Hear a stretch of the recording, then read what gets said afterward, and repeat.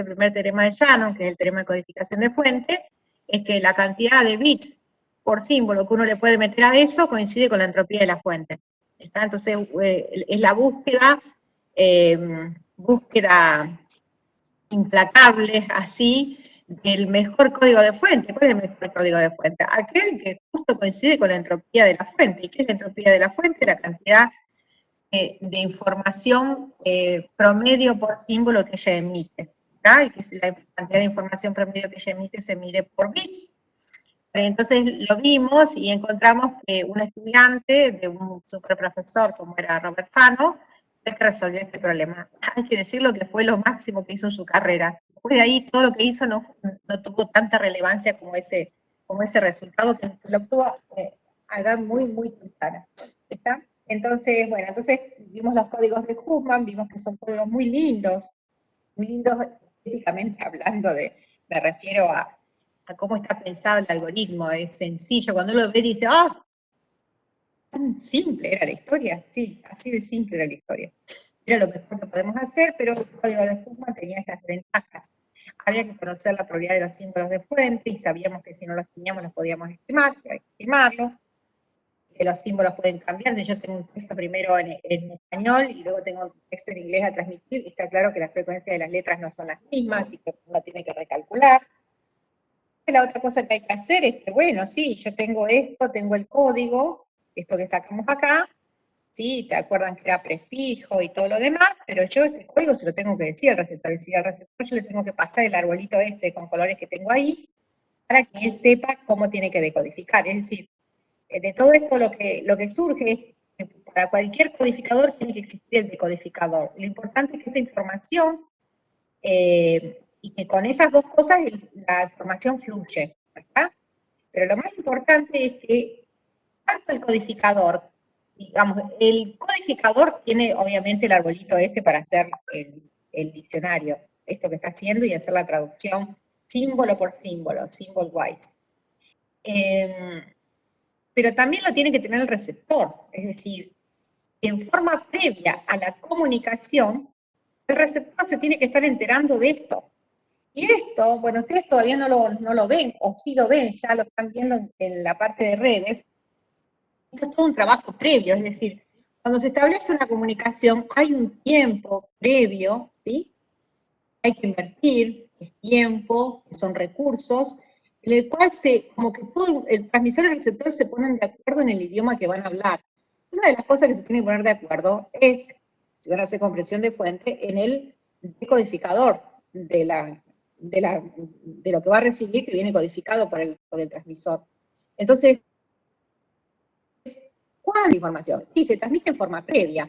O, por ejemplo, sí, transmitir significa transmitir el arbolito. O directamente puede ser que transmisor y receptor acuerden el uso de un protocolo de comunicaciones, y en ese protocolo de comunicaciones, en algún mensaje, se diga, mira, yo voy a usar el Huffman variante tal. Todo eso lleva tiempo, ¿está? Antes de que efectivamente ocurra la transmisión de información del receptor a la fuente. Es decir, ese tipo de intercambio de información previa, ¿está bien? Tiene que ver con gestionar la comunicación, gestionar el canal de comunicaciones y que transmisor y receptor se entiendan, realmente está a cargo de los protocolos de comunicaciones. Nosotros acá no estamos haciendo el protocolo, simplemente estamos diciendo que para transmitir, para que la transmisión de fuente, la codificación, para que la transmisión de símbolos de fuente ocurra de una manera compacta usando códigos de Huffman, el receptor tiene que estar de acuerdo. Bueno, todas esas condiciones será un protocolo que intercambiará los mensajes necesarios para que en determinado momento diga, listo, acá estamos, arrancar, transmití, yo voy a recibir y voy a decodificar con eso que me mandaste. ¿Está? Lo importante de todo esto que estamos hablando es que siempre hay inversión de tiempo previa. Hay una inversión de tiempo previa que no le gusta a nadie. A la gente, digamos, está la idea de que todo tiene que ser inmediato, la inmediatez en la comunicación es fundamental. ¿Está? Y si no lo es, todo esto es un problema. Y después, la otra cuestión que habíamos visto era que la codificación de fuente, en general, no necesariamente con un código de fuente óptimo, el mejor código de fuente que podíamos hacer, siempre le podía agregar un bit por arriba de lo óptimo, que era la entropía de fuente. Entonces habíamos visto el concepto de fuente extendida. Bueno, pero la fuente extendida tiene otro problema, la tengo que extender, tengo que agarrar varios símbolos de fuente, tengo que esperar, tengo que armar el codificador de fuente para los símbolos extendidos, es decir, para un alfabeto extendido, porque si yo venía con un alfabeto de 4 símbolos, cuando le extiendo, por ejemplo, a tratar a grupos de 3 símbolos, como tripletes, donde cada uno de los símbolos adopta uno de 4 valores, cuando termino tengo 64 valores y no 4. Es decir, tengo que armar un codificador de fuente para 64 símbolos y cada uno tengo que estimar la probabilidad del triplete. Es decir, todo se complica. Siempre es lo mismo. Para yo mejorar tengo que perder algo, no hay manera, no hay un ideal en el cual yo voy a poder sacar todo perfecto. Eso es una constante en comunicaciones. Si yo gano algo, seguro que perdí algo. La cuestión es si estoy dispuesto a perderlo, si lo puedo admitir esa pérdida en el sentido de que eso no afecta, digamos, la percepción de la comunicación que tienen los usuarios, ¿está? Tanto transmisor como receptor. Porque muchas veces en los protocolos de comunicaciones, la mayoría de las veces, una vez que transmito, yo requiero una respuesta del otro, para yo seguir transmitiendo, no voy a transmitir pensando que todo va bien. O sí, también puedo hacer eso, son todas decisiones. ¿Es alguna estrategia de esta de comunicación mejor que la otra? En realidad no hay mejor estrategia, lo que hay es una estrategia adecuada para el problema en cuestión, eso también, ¿está? Y yo puedo elegir una estrategia en la cual soy media, transmito así a lo pavote, y espero que el otro se arregle y se perdió, bueno, me lo pedirá después, lo recuperará, lo que sea, o puedo hacer una estrategia como más segura, en la cual yo transmito, el otro recibe, me confirma que recibió, yo recibo esa confirmación de recepción y voy al siguiente. Obvio que esta segunda versión parece ser más interesante que la primera, pero no es tan así, porque me estoy gastando tiempo en que el otro me responda, en yo a tomar acuse de recibo. Todos estos son usos del canal que nada tienen que ver con la transmisión propia de la información. Entonces, otra vez estoy usando ancho de banda del canal para segurizar el canal, en el sentido de que todo lo que mande va a ser recibido. Entonces, todas estas cuestiones, entonces siempre aparece algo que es una constante en los sistemas de comunicaciones, el uso del tiempo.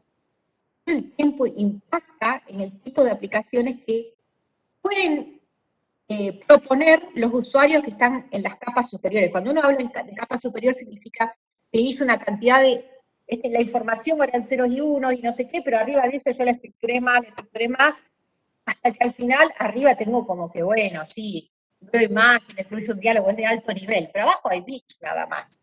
¿Está? Entonces, lo importante de toda esta mini discusión es que hay una variable que importa un montón, que es el tiempo.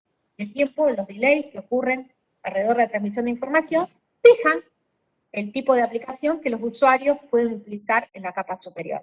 Obviamente, los canales más deseados de comunicaciones, las estrategias más deseadas de comunicación, son aquellas que minimizan todo esto, que se denomina sobrecarga, que genera un delay, ¿pero por qué? Porque hay una sobrecarga de procesamiento computacional entre el transmisor y el receptor para asegurar la comunicación. Bueno, entonces, dejamos Huffman queda ahí dando vueltas, como dije la otra vez, Huffman aparece en la literatura, en las recomendaciones de la ITU, está, y lo podemos, en esta máquina no lo voy a intentar, pero si vamos a la ITU-T, está, ponemos entropy coding y salta, después lo podemos hacer con Nati. Vos podrás entrar y dejarlo listo para entrar a la ITU-T y poner alguna recomendación, sobre todo creo que están en las de MP y demás, hay un montón, donde aparece entropy coding. ¿Alguna recomendación? Ahí busco. Dale, vos hacelo ahí, mientras yo sigo hablando. Esto para Dale, que yo busco. entienda, sí, esto para que tenga, y lo que vamos a ver es que el codificador de Huffman o entropy coder, o como se lo quiera llamar, pero estas variaciones, está en el núcleo, adentro de todas esas cosas que suceden y que nosotros ni nos enteramos, pero está, se sigue usando. Esto es algo que es fabuloso en comunicaciones.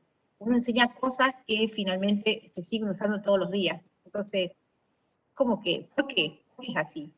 y porque es un método que trasciende la implementación electrónica. Está diferente de otras cuestiones donde uno resuelve el problema electrónico en cuestión, no, el control, digamos, no, acá estamos hablando de otra cosa. ¿Está bien? Porque la información está por arriba del nivel de implementación. Sigamos. Bueno, entonces acá simplemente contarles la historia, es interesante esto, el tema de Universal Data Compression. Esto es posible porque uno se saca a ver, uno dice, bueno, Puma ya hizo lo mejor. Y la gente dice, después que miré le di toda esa lista de desventajas que tiene Puma, dice, no, habrá algo mejor, tiene que haber algo mejor. Y algo mejor, básicamente, el problema para que haya algo sea mejor, es que resolver el problema de que necesitamos sí o sí conocer la distribución de probabilidades de los símbolos de fuente. ¿Existirá un codificador de fuente? Es decir, que me compacte, que logre una representación cercana a la entropía, y que no necesite la distribución de los símbolos de fuente, es decir, las probabilidades. Bueno, esta respuesta, digamos, esta pregunta tuvo una respuesta positiva en el año 1977, cuando Brad Lempel y Jacob Sipp publicaron este paper. Otra vez, esto trasciende la implementación, se puede usar en miles de aplicaciones, nada tiene que, se usa en comunicaciones, pero se puede usar en otras cosas. Entonces, el nombre del algoritmo, el título es fabuloso también, dice Universal Algorithm for Sequential Data Compression. ¿Qué es lo que está diciendo? El algoritmo es universal, quiere decir, dame cualquier fuente y yo te la compacto. No me importa la distribución de probabilidades que tienen los símbolos de fuente. Es más, ni me interesa calcularlos. Es decir, esto nos libera del primer gran problema que teníamos con Huffman. ¿Está? Dice que es universal. Parece que no le tengo que transmitir el arbolito. Es como que todo el mundo me va a entender, porque si es universal, todo el mundo lo entiende. No tengo que transmitir el arbolito, la estructura. No, bueno, no es tan así, porque después lo universal es que digamos, el universal es universal versión 1, universal versión 2. Es universal básicamente porque no requiere la distribución de los símbolos de fuente. Año 1977. Así que esto ocurrió hace 80 y casi estamos para los 45 años o 40 años. ¿Está? Así que pasó mucha agua bajo el puente y resulta que el Lempel-Zip es el cipeador que ustedes conocen. Básicamente, una versión de ese cipeador es, digamos que los cipeadores, todo lo que andan dando vueltas, son alguna modificación de este algoritmo. Lempel y Zip son los matemáticos, en realidad son matemáticos, pero en realidad más que matemáticos son gente de teoría de la información. Es decir, yo amo la teoría de la información básicamente por esto. Por su potencia, que trasciende el tiempo, esa es la idea. Yo detesto las cosas que son hechas para un problema puntual. Estas cuestiones son más ingeniosas. No sé. Bueno, lo importante de esto es que es un paper que se publica en el Transaction Information Theory, al cual se han publicado muchos otros papers críticos para la implementación de las comunicaciones, y lo que brinda es una familia de algoritmos. La Lempel-Zip Family es una familia de algoritmos, por eso lo quiero decir que no es universal, pero no tan universal. Y algoritmos de comprensión de datos sin pérdidas, es decir, que la información que sale es la misma que recibe, ¿está? A diferencia de otros algoritmos, que son con pérdidas, estos son todos sin pérdidas. Y lo importante es que es distribution free, ¿está bien?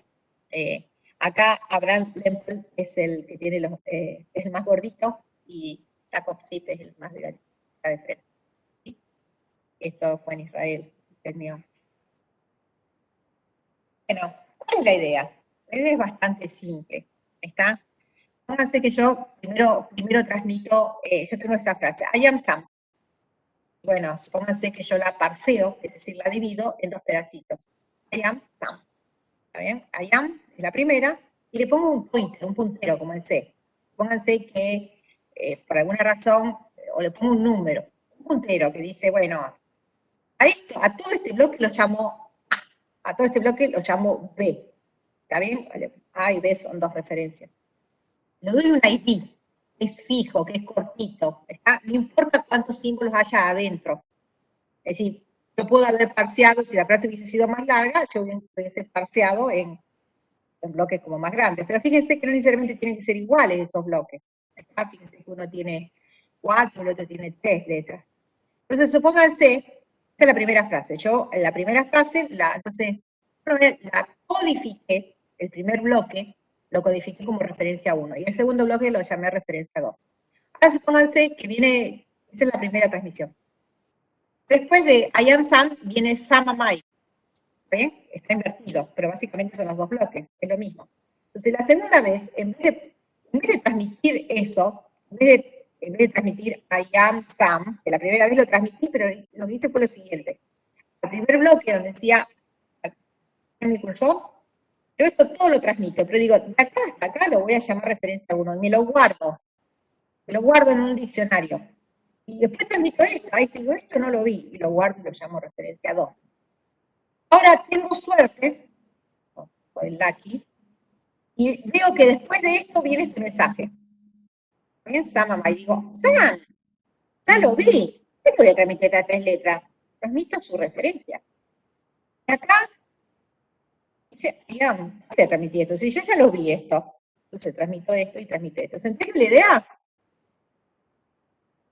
¿Se entiende? ¿Cuál es el truco acá? ¿Cuál es el truco? Que guardar el ID, el puntero, a todo este bloque es más barato, más pequeño, ¿está bien? El propio bloque. Precisamente, estos algoritmos comprimen muy bien cuando hay mucha redundancia. Es decir, si yo, imagínense que mi texto fuera I am Sam, Sam am I, todo repetido. Eso es buenísimo, porque en vez de transmitir todo eso, lo único que hago es transmitir la primera vez lo que era, y las otras veces solamente transmito estos 2 punteros, nada más. Con lo cual, comprimí. ¿Está?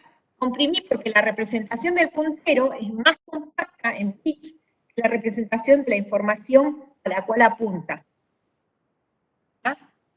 Esta idea bastante simple, como todo lo simple. ¿Cuál es el desafío? Ellos dicen, y por esto le dan un premio y por esto no sé qué. Ajá, no es así. El problema es que, está bien, esto intuitivamente funciona, es la solución de un buen ingeniero, ¿está? Pero lo que hay que demostrar es que este truco permite acercarse al valor óptimo, lo mismo que demostró Huffman. Huffman demostró que se acercaba al valor óptimo, no había mejor código prefijo que los códigos de Huffman para una dada fuente. ¿Está bien? Siempre va a generar un código prefijo que esté cerca a la entropía de la fuente, lo más cerca que se pueda. No hay no hay un gap ahí entre lo que hace Huffman y lo mínimo que se podría hacer que sería la entropía. Todos se estrellan contra Huffman, esa sería la historia. Acá lo que tiene que demostrar, lo que tuvieron que demostrar estos dos, fue que esta idea intuitiva, formalizada en forma adecuada, matemáticamente hablando, sin hacer uso de las probabilidades, simplemente haciendo uso de las propiedades de secuencia en forma asintótica, ¿está? Este algoritmo finalmente lo que hace es acercarse en términos de los bits que se transmiten a los bits por símbolo que tiene la fuente, ¿está bien? Y entonces en ese sentido es óptimo.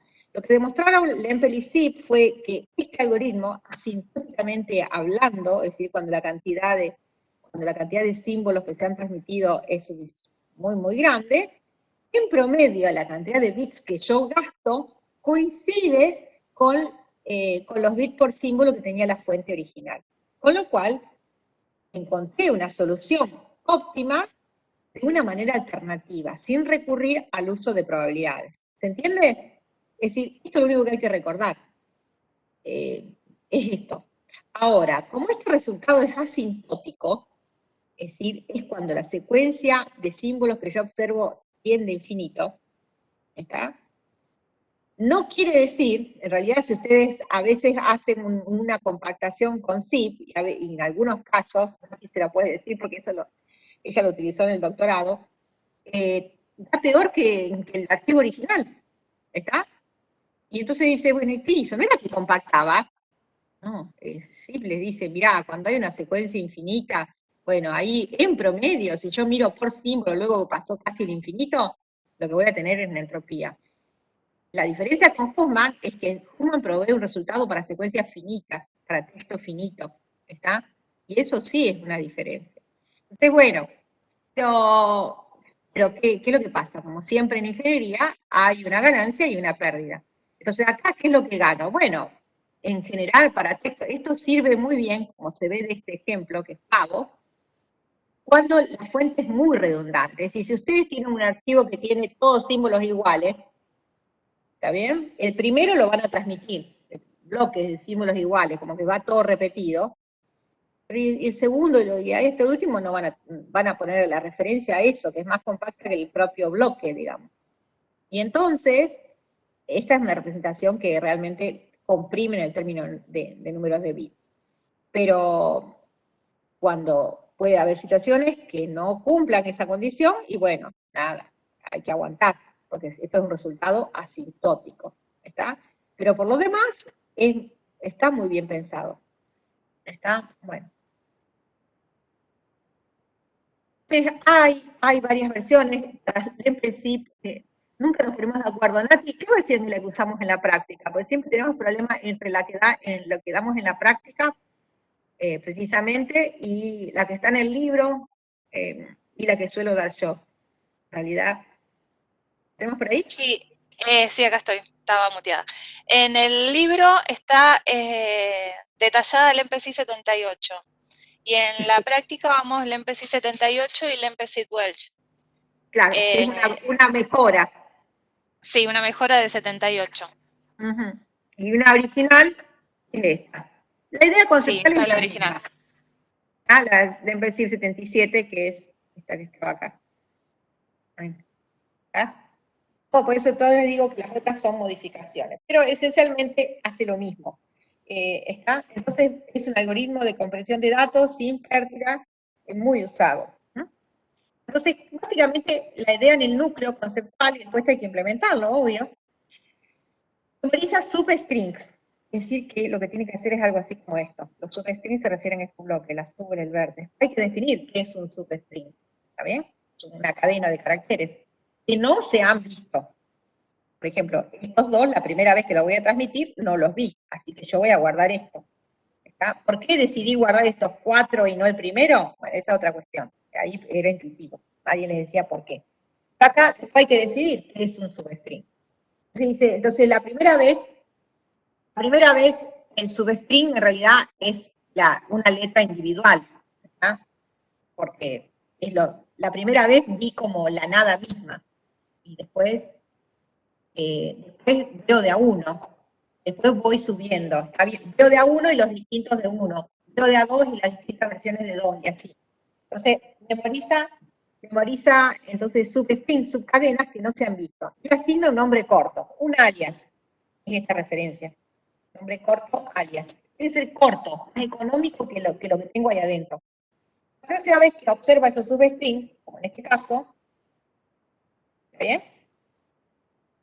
En este caso lo observé, ya lo transmití, me guardé, o sea, cuando el alias, en vez de transmitir el substring, transmite el alias. ¿Está bien? Usa su alias, sus alias. Un comportamiento asintótico puede tardar demasiado y sí tiene un requerimiento de memoria, como vamos a ver ahora.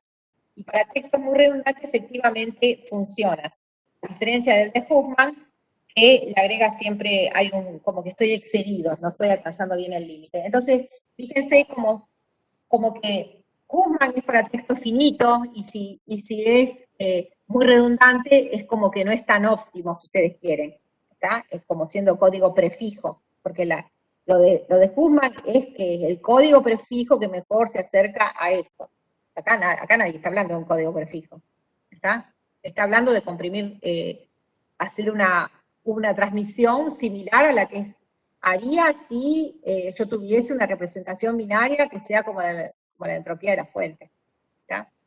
Así que, digamos, son dos visiones, dos perspectivas distintas para el mismo problema.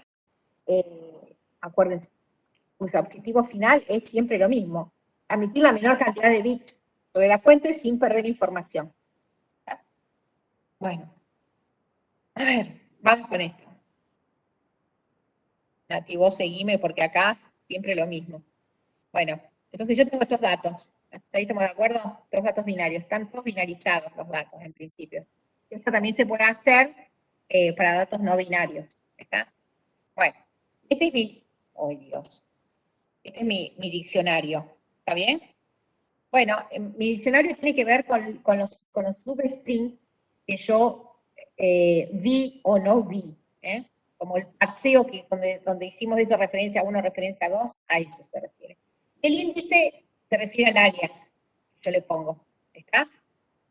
Y el índice binario se refiere a la representación binaria del índice, es la representación compacta, porque está claro que mi canal es binario, entonces yo no puedo transmitir la representación así en decimal, tengo que transmitir la representación binaria de esos alias. ¿Se entiende? ¿Estamos de acuerdo? Yo lo que haría si no transmitiese, si no hiciese el EMPERSIP, sería transmitir esto directamente. Punto. Lo que voy a tratar de hacer es transmitir menos. Vamos a ver cómo. Entonces, en mi diccionario en principio hay como un lambda, que es como un 1000 es la nada misma, había. ¿Está?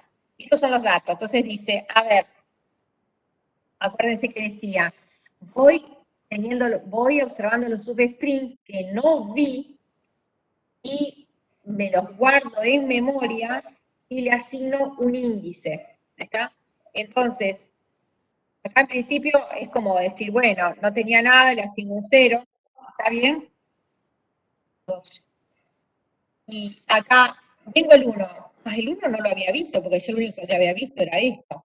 Ah, bien, entonces el 1 no lo vi, entonces le asigno un 1, ¿está? Le asigno un índice. Sigo, ¿está? Voy a mirar estas dos, después vemos cómo transmitimos. Solamente me voy a, sí, a ver, algo, a ver quién está preguntando ahí, Romani. Diego, a ver, no te escuché, se me fue de acá.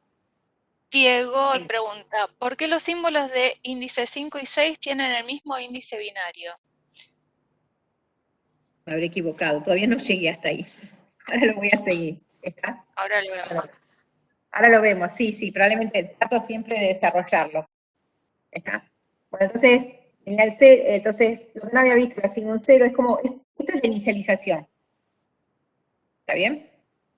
Acá digo, bueno, el 1 no lo vi. Ah, listo, este va con el índice 1. Sigue el otro, me lo guardé, ¿no? Este es lo que no vi. 0, tengo este, substring no lo vi. Ah, bueno, no lo vi, entonces este le corresponde al índice 2. Tengo el 1, vengo acá con el 1. El 1, que ya es un substring que no vi. El 1 ya lo vi. El 1, 1, estoy como adelantando, hasta encontrar el substring que no vi. Yo tengo memoria, tengo guardada memoria, la nada, el 1 y el 0. El 1, 1 no lo tengo guardado, entonces es un substring que no vi, es como el 3. Sigamos, ya está. El próximo, el 0, ah, ya lo vi, pero tengo que buscar un substring que no vi. Entonces, vamos a adelantar un 1, a ver si encuentro uno que no vi. Efectivamente, el 0, 1 no lo vi, es el 4. ¿Está? Sí, ahí me equivoqué yo, ya te estoy diciendo eso. Ya te lo estoy confirmando. Acá. Listo. El próximo substring que no vi. Ah, bueno, acá ya medio que tengo todos. Hasta ahora el próximo substring, sí, ahora lo voy a corregir. Después les prometo que se lo corrijo antes de subirlo. ¿Está? Creo que esta parte no sé si la subí. La voy a corregir. Bueno, entonces, como ya fíjense que lo que guardé en el diccionario son todas las versiones, ¿sí? Como si hubiese guardado 00, 10, 11 y 01, ya, dame un segundo. Sí. Entonces, ahora, ¿qué es lo que tengo? Ahora, ya tengo ahí. A la suma ahora los próximos substrings que no voy a ver en principio, ¿sí? Tienen que ser los de 3. A ver, no, todavía me faltaba. Entonces, sigo por ahí, todavía no me faltaba el 00 ahí. Bueno, sí, el 1, 0 lo hice, ya son los de 1 bit. Después me faltan los de 2 bits y después los de 3 bits. Bueno, vamos con este. Viene el 0, lo vi ya. El 0, 1, lo vi también. Entonces, yo estoy buscando el substring que no vi, acuérdense. Entonces, 0, 1, viene otro, el 0, ese substring, no lo vi, listo, ese es el 5. ¿Está bien? ¿Estamos de acuerdo? terminé. Es un substring que no vi. Voy al próximo bit. El 0 lo vi. El 0, 0, no lo vi, no lo tengo substring guardado. Ese le corresponde el 6. Listo. Voy a buscar el próximo substring que no vi. En el 1 lo vi. El 1, 0, ahí no lo tengo guardado, el 1, 0. Listo, ese le corresponde el 7. ¿Estamos de acuerdo hasta ahí? Hasta ahí lo único que hice fue tomar los datos y lo parcié como asignándole los alias. ¿Hasta ahí estamos de acuerdo? ¿Sí? Chicos, alguno que me responda. Sí, profe. Ay, gracias, Sí. gracias Diego. Gracias, Diego. Entonces, esto lo único que refleja es esto. ¿Sí? Esa tarea. Nada más que lo estamos haciendo con binario. Hasta aquí estamos, entonces como mi mundo es binario, yo lo único que hace es codificar los índices en binario. Acá se refiere el alias en binario. Bueno, entonces, acuérdense que acá tengo en total desde el 0 hasta el 7, tengo después estas modificaciones de esto. Esto es una versión. Todas las modificaciones tienen como único objetivo compactar la representación final de los datos. Bueno, como tengo del 0 al 7, tengo 8, 2 al cubo 8, listo. Representación, uso 3 bits para guardar el índice binario. Dales adelante que hay otras formas de hacerlo. ¿Está bien? Pero entonces dice, y hasta acá lo único que hice fue guardarme eso, parsear y tener los índices. Bueno, ahora sí. ¿Sí? Entonces, lo que tengo que hacer en las transmisiones es el índice que tenía asociado previamente más el último bit observado. ¿Está? Entonces, en este caso en particular, que tengo este que está acá, lo que tenía el índice previo, digamos, como que no existía. Y acá cuando tengo es el último bit, que en este caso es el 0, ¿sí? Y el índice previo, a ver si me queda, acá tengo un problema. A ver acá, a ver Nati, si esto lo puedes seguir vos. ¿Y acá estamos de acuerdo? Sí. La particularidad que tiene el MPSIT que estamos viendo acá, que es la MPSIT 78, es que la codificación va a ser en un token, o no sé cuál sería la traducción, bueno, en un token, que va a ser el índice donde está almacenado y el último bit, que es lo que se está viendo. Sí, acá. Entonces, sí. Entonces, es lo que estamos viendo ahí cuando dice índice más el último bit, es cómo se realiza la codificación del MPSI 78, que codifica de esa forma. Arma un token, que es el índice, donde está guardado la información previa, digamos, los caracteres previos que ya los habíamos observado otra vez, y el último carácter que es nuevo para nosotros. El último carácter que es nuevo para nosotros, eso es lo que dice. ¿Sí? Sí. Bueno, entonces, es lo que se ve acá. Bueno, y finalmente es el índice más el Claro. el último que Como, vimos. Dale. Bien. Como el dato, es este string que estamos viendo acá arriba que dice dato, habíamos visto que el 1 era nuevo para nosotros, pero antes de eso no había nada. El diccionario que estábamos armando estaba totalmente vacío. Entonces no hay índice previo y por eso no hay nada ahí. Y aparece el 1. Después lo otro que vemos es el 0. Entonces el 0 es el carácter que está acá y el índice de dónde está almacenado colgado, que como no había nada en el diccionario, es 0. Digamos, no hay otra evidencia de eso. Después veníamos acá y veíamos el 11, 1, 1. Entonces para nosotros el 1 ya lo teníamos, entonces digamos, lo novedoso para nosotros es el 11, pero el último 1 es lo nuevo y tenemos que buscar el índice donde estaba guardado el 1 previamente. Y el 1 previamente estaba guardado en el índice 1. Es lo que se coloca acá. Venimos acá. Sí. Y acá de nuevo, 0, 1. 0, 1 nos quedamos con lo último, con el último bit, que es el 1, y buscamos dónde teníamos almacenado el 0, en qué índice. ¿Y el 0 en qué índice está almacenado? En el 2, que en binario es el 10. Y Digamos, así uno seguimos. más. Acá, el 0. El último El 0, es el 0. ¿Está acá? ¿Está sí. bien? Este que está Y lo que acá. teníamos previamente era el 0,1, 0,1. que el 0,1 lo teníamos ¿dónde? En el índice 4, que el índice Sí. 4 es el 100. Y es lo que va acá. Ahí sí. Y así. Seguimos acá. Viene el 0,0. Lo último nuevo que agregamos es el 0. Y el 0 antes ya lo teníamos visto. ¿Dónde lo teníamos visto? Lo habíamos guardado en el índice 2. ¿Sí? Entonces, índice 2 es 10, es lo que vemos acá. Sí, acá, Poner acá. como todo de 2 bits a 3 bits, pero bueno, no importa. Acá está con 2 bits nada más. Bien. Pero eso no importa, eso después se resuelve, no hay problema. Bien, y acá en el último caso, el 10, el último símbolo es el 0, que es la novedad, pero lo anterior es el 1 y el 1 lo teníamos almacenado en el índice 1, que es lo que colocamos acá. Y esto es la forma de comprimir del MPC78, que comprime haciendo un token, un conjunto, un bloque entre un índice y el último bit de nuestro diccionario. Sí, entre el último bit y la representación de lo que lo precede, que es lo único que le dio novedad. Sí. Digamos. Exacto. Bueno, y entonces ahí sí lo que hacemos es sacarle todos los paréntesis que teníamos en el índice más last bit, queda eso que está ahí, donde dice el empezip, ¿sí? ¿Hasta ahí estamos de acuerdo?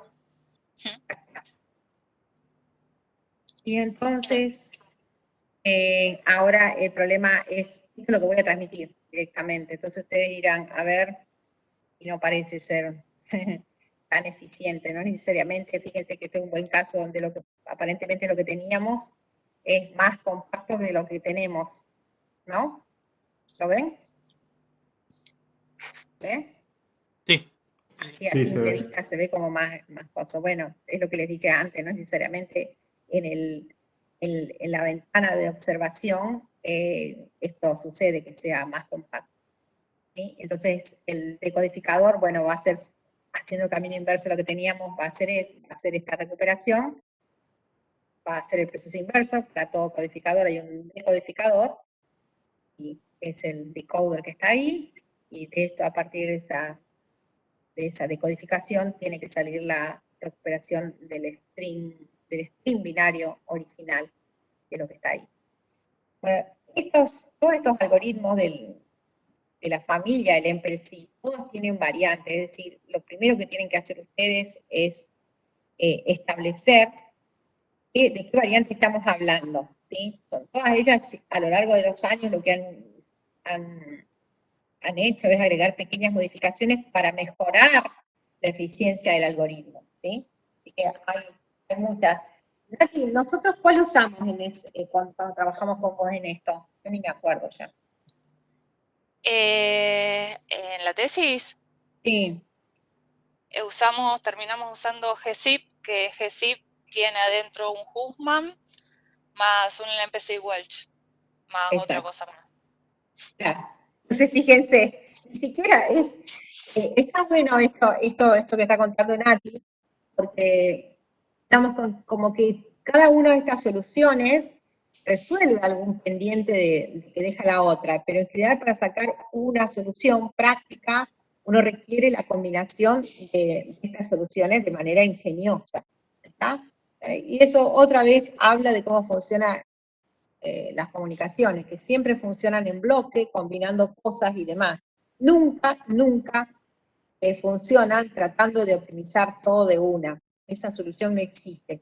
¿Está? Es una solución que no es práctica, que lleva demasiado tiempo, que no.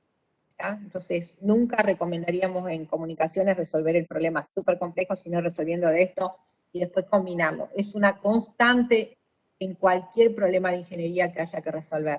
Yo creo que en ese aspecto las comunicaciones son sin ir a la complejidad de las implementaciones, se ve claramente cómo eso funciona. ¿Tá? Como que les cambia el chip. Cómo uno tiene que buscar las soluciones para cualquier tipo de problema, no para un problema particular como este, sino para cualquier tipo de problema que tengan enfrente. Nunca busquen la solución óptima, busquen de resolverlo por parte, a partir de y luego combinar. Esa es la manera, no hay otra. quieren hacerlo en un tiempo razonable, y solos encima, o con muy poca gente. Bien. ¿Está? Bueno, acá hay una versión de la visión del hiking, que también es como media engorrosa, pero ustedes lo van a ver en la práctica, ¿sí?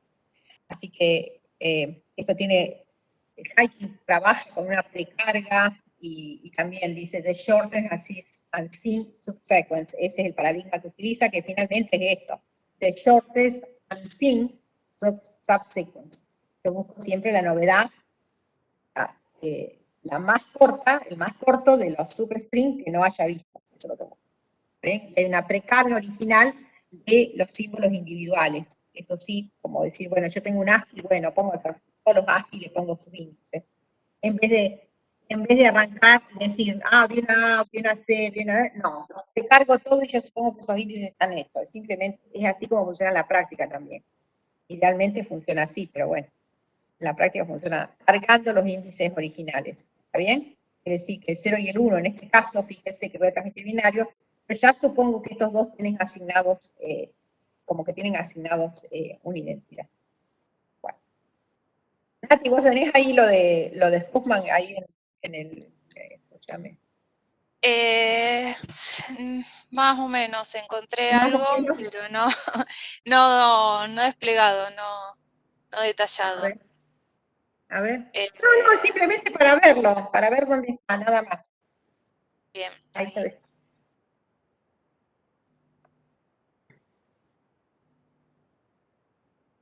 ¿Dónde está? Acá, compartir.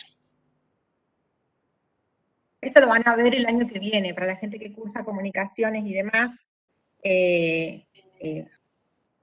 Los protocolos son el ABC de nuestra vida, básicamente. ¿Está? Esto, ¿en qué contexto está, Nati? Es una recomendación, a ver, Sí, esto es es súper una interesante. ITU. Tenemos la primera hoja. Eso. Sí. Esta es la recomendación de la ITU de Telecomunicaciones por SLT 851, que es para lo que tiene que ver con codificación de imágenes. Con JP. Sí, con JP. Y bueno, JP lo que está buscando es una codificación con pérdida. Sí, con pérdida. Pero aún siendo con pérdida, en algún momento es sin pérdida. Así que bueno. Claro. Bueno, pero de hecho, bueno, justo no es la recomendación más recomendable porque, bueno, utiliza codificación con pérdida y dice que no es obligatorio el uso de la codificación de Huffman, que es la que se señalaba en esta otra ITU. Esta ITU es el 81 y habla de métodos de compresiones para imágenes también. Entonces, bueno, la otra me llevó a esta y acá está buscando lo de entropía. Y básicamente acá lo que decía que, a ver, control F, entropy coding. Ahí está. Que se utilizan dos métodos de codificación basado en entropía, que uno es el Huffman, que es el que vemos nosotros, y el otro era el arithmetic, creo que sí.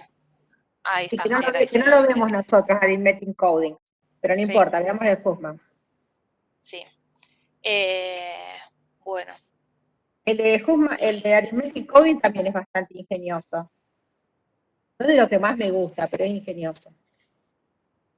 Bueno, pero en sí no hay en detalle cómo se lleva a cabo Tenemos una foto por ahí de la tabla de entropy coding y demás, cómo está explicada de forma gráfica. ¿Lo tenías creo que en la anterior o en esta? ¿Está? No. Interleave, no. Encoding, proceso, ¿no? Hay encoding process, la especificación. Pero nada, simplemente para decirle que todo lo que estamos dando, ¿está bien? Es el ABC en comunicaciones. Es imposible hacer comunicaciones si uno no sabe esto. ¿O no, Nati? Para comprender una de estas recomendaciones. Es que hay que comprenderla. Todo cuando uno lea una norma, una recomendación, ya sea de la ITU o de las de Internet, las RFC, lo que tenga que ver con comunicaciones te va a llevar a lo que tiene que ver con teoría de la información y métodos de compresión y codificación de canal y demás, y bueno, es lo que vemos el ABC. Exactamente. Sí, no hay otra. ¿Está? Y es fabuloso que así sea, porque quizás eso te da el sentido de decir, bueno, lo que estoy estudiando me sirve para algo. Digamos, como que no es una cosa alejada, ni, digamos, aquello que estoy incorporando me va a servir. No voy a tener que, no es algo que está outdated, ¿está bien? Ni nada que se le parezca, no. Al contrario. Todo lo que hay son varias. Ahí está la especificación de la tabla de Huffman como. Sí, cómo se lleva a cabo está acá.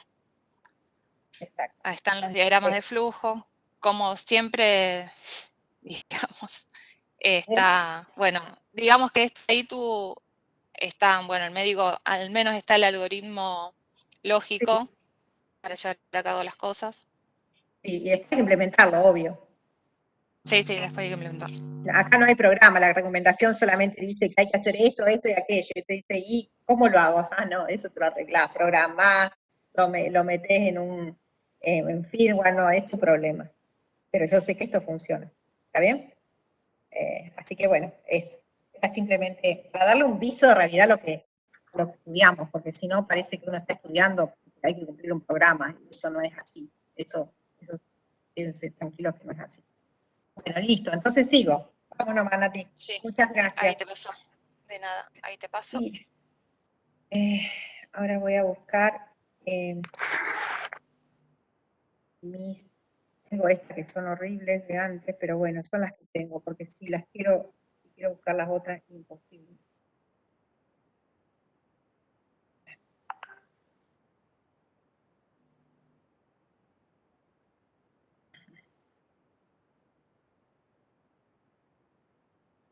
Todavía no están viendo mi pantalla, ¿no? No. Ahí, déjenme un minuto. Mi escritorio. Ahora está, ahí sí. Sí. Genial.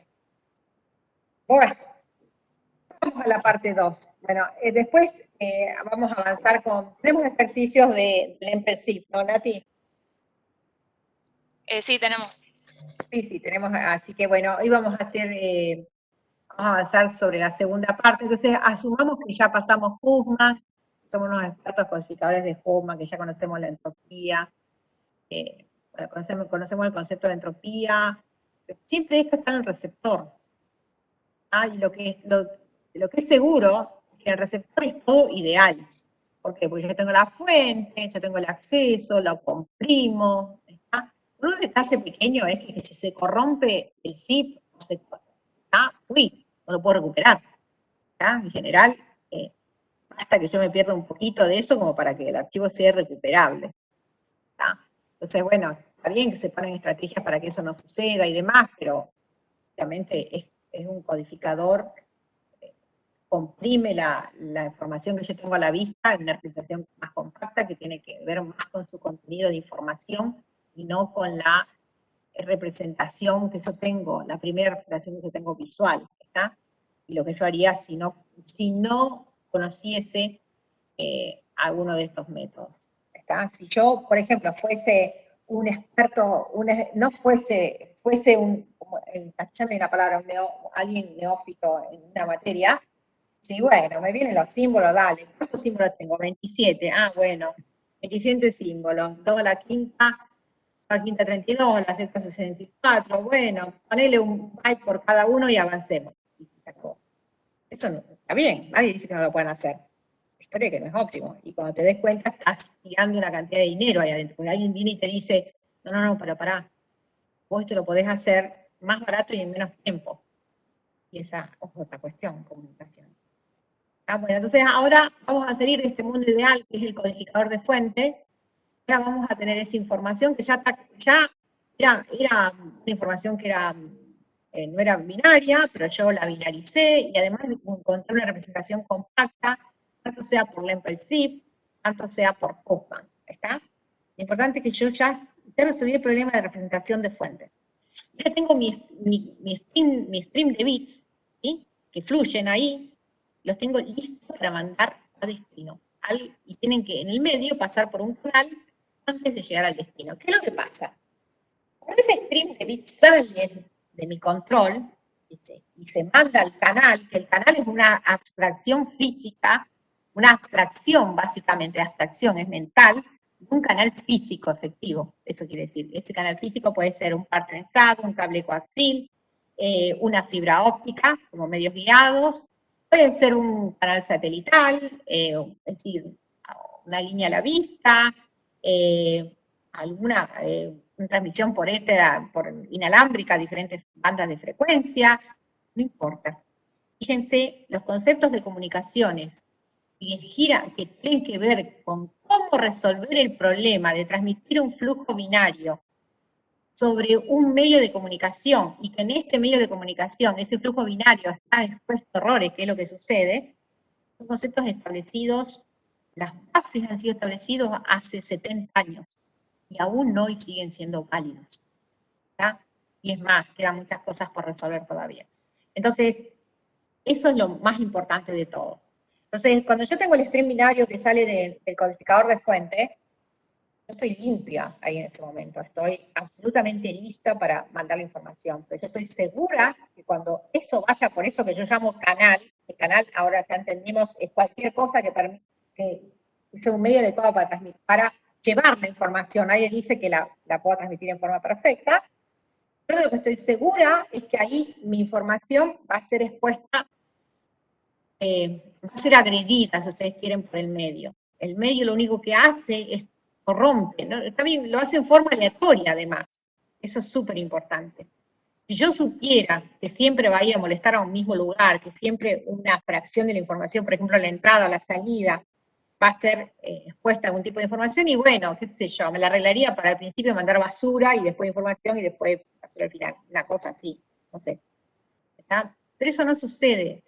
En el canal de comunicación, esto que yo llamo canal de comunicación, que es una especie de abstracción de todo aquello que es un canal, la información fluye y está expuesta a errores. Luego, si está expuesta a errores, cuando llega al destino, imagínense un lempelcito compactadito ahí, y el receptor trata de decodificar. Listo, lo perdió la información. Y ese no era mi objetivo. Entonces, ¿para qué yo me hice una cantidad de esfuerzo en tiempo y en dinero, ¿sí? Para comprimir la información de fuentes y después pasa por el canal corrompe esa información y el pobre receptor no puede recibir. Nada de esto es así en la práctica, obviamente, porque está el segundo teorema de Shannon. El primer teorema de Shannon habla de comprimir la fuente en forma óptima, que es lo que acabamos de estudiar. El segundo teorema de Shannon les dice cómo expandir ese string binario. Expandir significa que hay que agregarle bits. Cómo expandir ese string binario, ese flujo binario, cómo hacerlo, cómo agregarle más bits para que el agregado de esos bits permitan que la información importante, aquello que ustedes sacaron de la fuente, llegue a destino libre de errores. Entonces, es como que el primer teorema les dijo, compriman, para lograr la representación más compacta, para que el segundo teorema les digan, bueno, todos esos ahorros que tuvieron en bits, listo, ahora los van a invertir. ¿Cómo? Me van a tener que dejar lugar para poner más bits. ¿Esos bits quiénes son? No interesa, yo ya les voy a decir qué forma tienen. Pero esos bits van a ayudar a proteger a la información que ustedes están mandando. Yo les garantizo, si ustedes ponen los bits de determinada manera, esos bits adicionales, la información va a llegar. Va a llegar con probabilidad 1 en forma correcta. Si no les dice 100%, les dice con probabilidad 1, o la probabilidad de que se tenga un error 0, ¿verdad? Con probabilidad 1, eso va a llegar a destino bien. Entonces el receptor va a poder hacer el proceso inverso, que es decodificar la fuente. Entonces, acá hay conceptualmente es el codificador de fuente, ahorra bits. Hay otro codificador, que es el codificador de canal, que agrega bits. Muchos bits. Agregar más bits mientras más ruidoso sea el canal. Esto es así porque el codificador de fuente, el nuevo elemento que aparece en esta historia, lo que hace es agregar bits, y esos bits funcionan como una especie de coraza para la información. ¿Ya? Mientras peor sea el medio de comunicación, más fuerte, más pesada va a tener que ser esa coraza. ¿Está? Es decir, más bits le voy a tener que poner. Y acá está estableciendo un concepto. Esto es conceptual. Después vemos a la matemática que esto consta. Si yo resulta que le estoy poniendo más bits para hacer más gruesa esa coraza, porque el medio es más agresivo con la información, entonces yo la quiero proteger, eso significa que voy a estar transmitiendo más bits en el medio. ¿Está bien? Yo me había ahorrado un poco y ahora tengo que agregar más. ¿Eso qué quiere decir? Que estoy utilizando más ancho de banda. Yo había ahorrado bits y usar menos ancho de banda, y ahora le agrego bits y uso más ancho de banda. Entonces dice, pero esto tiene un fin. ¿Cuál es? Que llegue la información. Bien. Y estoy otra vez en el caso de la ingeniería. Para obtener algo tengo que invertir algo. Bueno, sí, está bien. Entonces dicen, yo comprimí con el codificador de fuente y luego expandí con el codificador de canal. Realmente, ¿y para qué hice todo esto? Estoy igual que antes, porque comprimí, expandí. Bueno, sí, no estoy igual que antes. Invertí energía, porque todo esto es una inversión de energía terrible, de cálculo, de cómputo, de energía. Pero es posible, y eso es fundamental. Esto fue establecido en el mismo paper del año 1948. En realidad, el paper de 1948 lo único que dice es que esto es posible, todo lo que usted ahorró lo va a tener que usar de esta manera. Y yo le garantizo que con probabilidad 1 esto es cierto. Además que pasaron 50 años, 60, 70 años para decir cómo había que hacerlo. El teorema del 1948 es existencial, no dice cómo hay que hacerlo. ¿Está? Bien. Entonces ahora sí, simplemente recordar lo que hemos visto por tantas veces, los límites de llano. Nosotros estamos acá, estamos viendo esto, lo conceptual. Luego viene modulación, que es cuando transmisión, ya resolví todo el problema conceptual de comprimir la fuente, expandir por canal, ya después viene todo lo demás. ¿Está bien? Este es el sistema de comunicaciones original, la transmisión, la fuente, ¿sí? Este es el transmisor, que básicamente va a enviar y va a modular y todo lo demás. Bueno, entonces, Shannon, 1906-2001, ¿está bien? Con todas estas cosas que estamos aprendiendo por el concepto de información, el concepto de entropía, probabilidad. ¿Sí? Bueno, entonces Shannon, justamente en 1948, fue el que expuso que habían códigos binarios de ceros y unos, ¿está bien? Que permitían imaginar que uno iba a usar la telefonía, el correo y la internet. Es decir, todo esto simplemente existe porque existe esto que permite, existe una teoría, teoría matemática, que está muy relacionada con la ingeniería, que dice que yo puedo hacer este proceso de comprimir y expandir y que esto no importa cómo sea el canal, bueno, tampoco es tanto, para la mayoría de los canales que existen, que yo me puedo imaginar, siempre es posible transmitir la información en presencia de ruido. Transmitir información en presencia de ruido significa que mi información de fuente va a llegar a destino.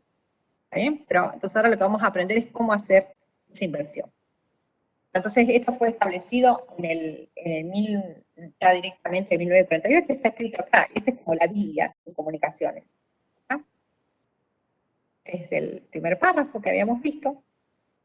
Y ahora vamos a estudiar, esto fue lo que planteamos al inicio, ¿sí? Como que presentamos el primer bloque, que era el tema de compresión de fuentes, y ahora vamos a ver el segundo bloque, que es el tema de transmisión de canal, límite de transmisión de canales. Ahora sí vamos a estudiar conceptos como el concepto de canal, el concepto de ruido y tasas de transmisión. ¿Sí? Si aumenta el ruido, tengo que bajar la tasa de transmisión, no hay manera. Vamos a estudiar que existe una cantidad única que caracteriza a un canal de comunicación, ¿no? Ese canal otra vez fija un límite. Eso es fundamental en comunicaciones. Otra vez el límite. Así como una fuente tenía una entropía y la entropía fijaba el límite para lo máximo que yo podía comprimir, ¿está? Y entonces encontré Huffman y encontré Lempertsev, y otras cosas que andan circulando en el mundo. Ahora, cuando yo voy al canal existe otra cantidad, que es la capacidad del canal. Esa capacidad es intrínseca del propio canal. Es decir, yo no puedo hacer nada contra ella. Lo único que tengo que hacer, lo único que tengo que saber, lo único que puedo aspirar, digamos, es a conocer el valor de esa capacidad. Y a manejarme dentro de esos parámetros de la capacidad. Una vez que yo los conozco y eso se establece, Luego puedo hacer yo es aceptar y transmitir la información conociendo esos límites. ¿Ah? Y acercarme lo más posible. Eso es lo único que puedo hacer. No puedo hacer más que eso. Si yo traspaso ese límite, eso es lo importante. Si yo traspaso ese límite, así como antes, si yo bajaba la representación por debajo de la entropía y no podía recuperar más información original de fuente, ahora si yo traspaso ese límite de la capacidad del canal, no puedo asegurar que la información llegue desde un origen a destino, de tal manera que se pueda recuperar en destino. No puedo. Entonces, fíjense cómo la comunicación está como limitada, por un lado en la fuente, por la entropía, que sí que no puedo hacer nada más compacto que la entropía, propia entropía de la fuente, y por un lado en el canal, que no puedo excederme más allá de ese número, porque si lo hago, pierdo la capacidad de transmisión de información libre de errores. Bueno, entonces acá dice, el teorema de Shannon dice precisamente, usted no puede transmitir ninguna fuente de información por arriba de la capacidad del canal. Es decir, tengo una fuente que genera mucha entropía y tuve un codificador que me codificó cercano a la entropía, ¿está? Bueno, yo no puedo, tengo para transmitir, no puedo transmitir sobre un canal que no sea capaz de transmitir ese nivel de información. Tengo un canal que tiene una capacidad por debajo de la entropía de fuente, listo, se acabó, no puedo hacer más nada. ¿Está? No va a suceder la comunicación. Entonces, eso es importante. Entonces, bueno, gente que trabajó en esto y que es todavía fundamental, Even Channel, I'll give you a code, es simplemente un canal, el que sea, yo te voy a dar un código para que puedas transmitir sobre ese canal. Es como un pasaporte, ¿vieron? El pasaporte era del COVID, que les permite hacer cosas, bueno, listo. Este es el pasaporte para mandar la señal al canal y que llegue bien. Si yo no tengo este pasaporte, no tengo garantía de que la información llegue. Entonces, ¿quiénes ayudaron a construir estos códigos, este pasaporte? El primero fue Shannon, que dijo que existían estos. El segundo fue Gallagher, Robert Gallagher, que todavía vive, está en el profesor honorario en el MIT, los invito a que ustedes vean en el MIT sus logros, son realmente excepcionales. Yo siempre digo que el caso de Gallagher es un caso excepcional porque Gallagher fue discípulo de Shannon, obvio, hizo su tesis doctoral. Cuando hizo su tesis doctoral en el año 1963, produjo un tipo de pasaporte, un código, digamos, que permitía transmisión libre de ruido, que daba unos números teóricos, como siempre en probabilidades, muy buenos, pero que todo el mundo desmereció en su tiempo. ¿No? Básicamente los desmereció porque para hacer esos códigos son algoritmos, uno necesita potencia de cálculo. Esa potencia de cálculo no estuvo disponible sino hasta cerca del año 2000. Y él los inventó en el 1960, 63. Así que pasaron casi 40 años hasta que la tecnología estuvo a punto para un desarrollo intelectual. Es decir, no siempre se da que los desarrollos intelectuales van de la mano con la tecnología disponible. No siempre es así. Pero de alguna manera llegan. Y lo más importante de todo es que Gallagher, digamos, tuvo vida suficiente para empezar a ver su desarrollo del año 1960. Después Gallagher pasó por todo el desarrollo, hizo codificación primero, que es esto que vamos a hablar ahora, que nos ocupa, pero después pasó por todo lo que sea el estudio de las redes de comunicación, que también nos ocupa. Ustedes lo ven en el bloque 3.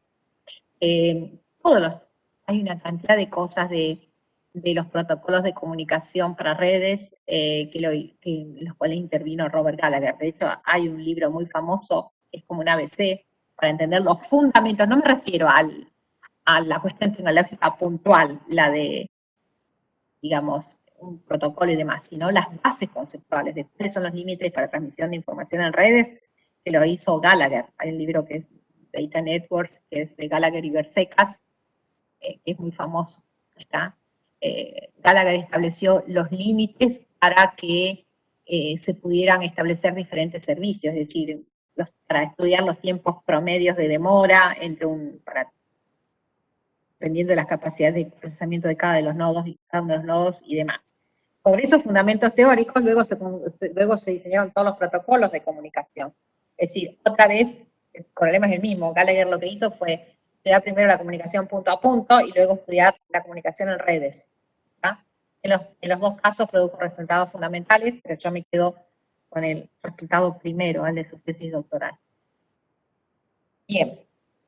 Entonces este fue Robert Gallagher.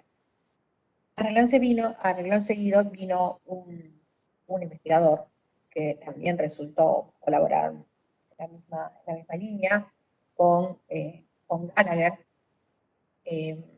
es Andrew Viterbi. Andrew Viterbi hizo otra vez en su tesis doctoral un código, fabricó un código. ¿Está bien? Resultó ser más eficiente y ser, digamos, como que estaba más, era muy bueno, producía muy buenos resultados y además tenía la tecnología disponible en el momento.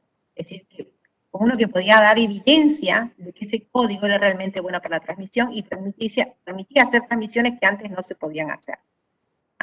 Andrew Viterbi, el que inventó básicamente un algoritmo para los denominados códigos convolucionales.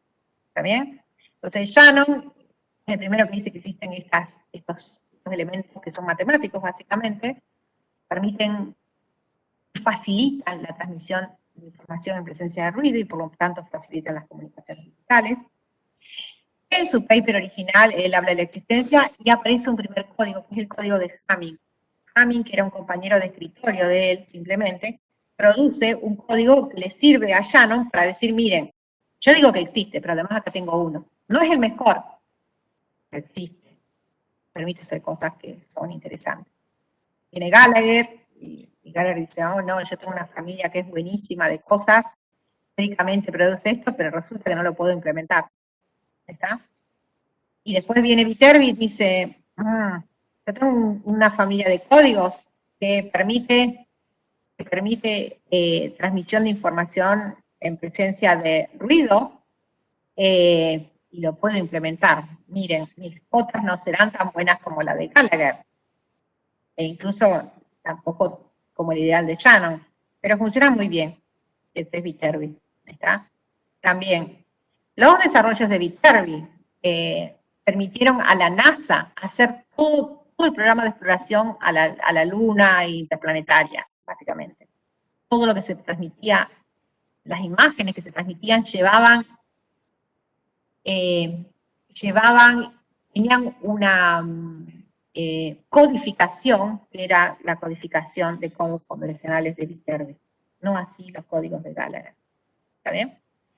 Así que, bueno, Viterbi también no hizo, todavía vive, ¿está? Viterbi todavía está alive. Hizo esa primera contribución, trabajó muchísimo, después trabajó, no sé, para el TPL, Jet Propulsion Lab, con la NASA, y en algún momento, pasando los 55 años, más o menos, típico en Estados Unidos, se jubiló. Medio que se jubiló, se retiró, no sé qué. En ese momento, era el año, póngale 70, 80, ¿sí? Se juntó con otros 2 o 3 más que también venían del área espacial, digamos, que eran expertos en comunicaciones, en el espacio, en programas de este tipo de Estados Unidos, y decidieron, se les ocurrió, implementar una tecnología de comunicaciones, no era de las comunicaciones espaciales, pero sí comunicaciones en la Tierra, digamos, utilizaban, que eran esencialmente inalámbricas. Y es la base de la telefonía móvil en su extremo. ¿tá? Y fueron los creadores del sistema CDMA, Code Division Multiple Access, también tiene un fundamento teórico, matemático excepcional, que trasciende otra vez lo mismo de siempre, y crearon Qualcomm. Es la empresa que, básicamente Qualcomm lo que hace es producir chips, que permiten la comunicación, es decir, que tiene adentro del chip todo lo que ustedes necesitan para establecer la comunicación, tiene todos los puertos de comunicaciones que ustedes necesitan. Y son los chips que van en todos los celulares Samsung. Y esos chips tienen incluido adentro, ¿sí? Tienen el hardware, e implementado los códigos correctores que vamos a hablar ahora. Es esencialmente eso lo que tienen. Obviamente más protocolos de comunicación y todos los demás. Pero tiene metido en hardware esto que vamos a estudiar ahora. Y es la gran diferencia. Si eso no existiese, no habrían comunicaciones móviles. ¿tá? Por eso es I will give you a code.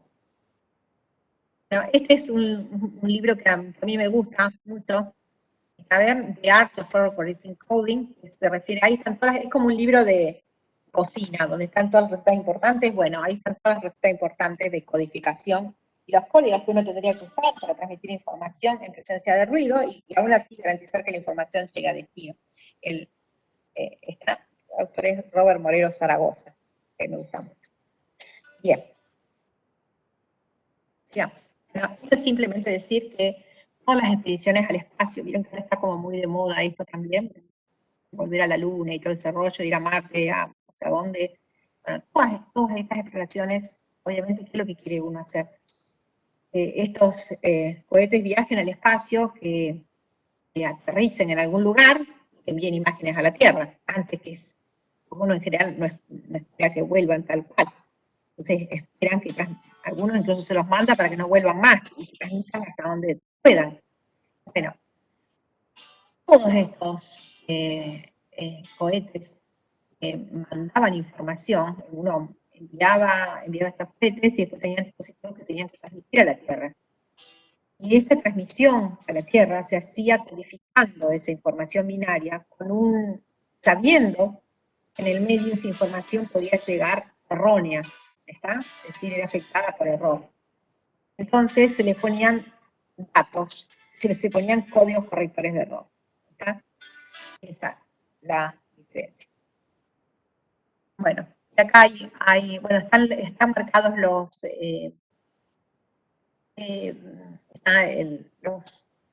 enlaces para que ustedes puedan visitarlos.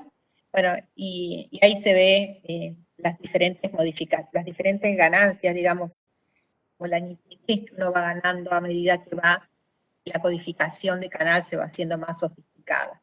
¿Está? A medida que uno le pone más inteligencia a este problema de Shannon original, que es como transmitir información en presencia de ruido, en este caso, el problema en la transmisión espacial se complica más porque la distancia hace que la señal se atenúe, ¿está? Se atenúe desde la Luna hasta la Tierra, por ejemplo. Como se atenúa, el ruido sigue igual, el ruido nunca se atenúa, el ruido está constante en el camino, o empeora incluso. La relación que existe entre la potencia de señal y la potencia de ruido cada vez es peor. Entonces, cada vez que eso empeora, tengo más probabilidad de perder la información, esa es la idea. Entonces, el tema de las comunicaciones espaciales era, digamos, un ambiente ideal para probar la validez de estos códigos, como efectivamente sucedió. ¿Está? Bueno, entonces, acá simplemente recordar la carrera espacial, están puestos los links, lo pueden mirar, alguna vez lo hice, súper interesante, esto es simplemente a modo de anécdota, pero para ver cómo es que funciona esto. En 1965 al 1969, en ese intervalo, la expedición Mariner, dice, tomó las primeras fotografías de otros planetas, 22 fotos, y cada foto se la dividió en pedacitos, como en parcelas, ¿sí? 200 por 200. Cada píxel se le asignó 6 bits, es decir, cada uno, cada píxel de estos posibles se le asignó 6 bits. Los 6 bits representaban 2 a la sexta, 64. Y cada píxel brillaba más o menos según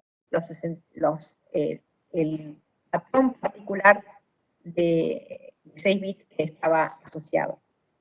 Si uno no ponía nada, y supongan así que ustedes dicen, bueno, yo tengo 200 por 200, y cada bit me lleva 6, cada píxel me lleva 6 bits, así que tengo que pensar que tengo 400, 200 por 200, ¿cuánto me da? 40.000, ¿puede ser, Nati? ¿Estoy hablando bien? Sí, 40.000. 40.000. Multipliquen 40.000 por 6 bits, ¿sí? Es lo que están diciendo. Eso es crudo, ¿está? Eso si ustedes lo hacen crudo. ¿Cuánto te da? 240.000 bits. Me dijiste 6 bits, ¿no? Sí, 6 bits. 240.000 bits. Así que son 240K. ¿No? Sí. 240K. Había que transmitir. Bueno, resulta que no sé. Y esto era, y se lo dividió en. Cada foto se la dividía, así que había que hacer, es más que eso. Bueno, entonces, eso, si ustedes lo ponen, esto es como ustedes miran un cuadro, un cuadrado, pero como si lo recorriesen con un hilo, ¿está? Recorren esa matriz con un hilo, cada 6 bits lo van poniendo a un lado de otro, uno abajo de otro, y van haciendo así, lo van recorriendo, ¿sí? Como que lo van como una viborita que va serpenteando todo eso. Bueno, y así, eso es el string de bits que ustedes van a mandar a la Tierra, digamos. Pero esa es información cruda, es la representación original de la información de la fuente. No tienen nada de protección. ¿De qué manera podrían proteger esa información? Una forma, sin pensarlo mucho, es, bueno, tengo una foto, mando la foto 10 veces. Como esa foto va a pasar 10 veces por el mismo lugar, suponiendo que el ruido sea aleatorio, bueno, después apilo una foto sobre la otra y decido por mayoría qué nivel es en cada uno de los píxeles que tengo acá. Esa es una posibilidad, pero me gasté 10 fotos. Y no solamente me gasté 10 fotos, resulta que la energía en estas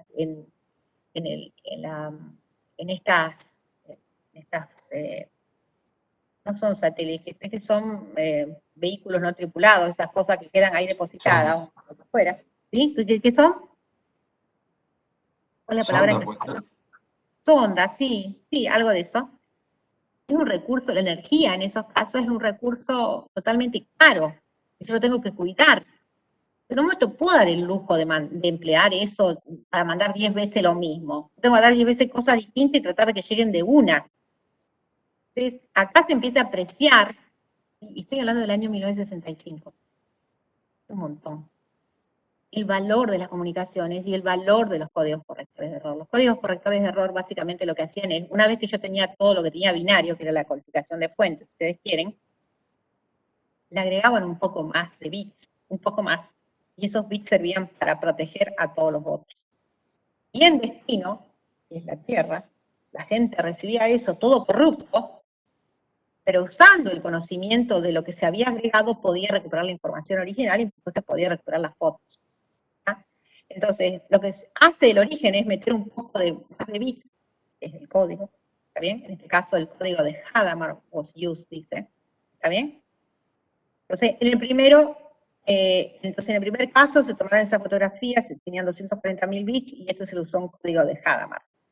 En el Mariner 5, ¿está bien?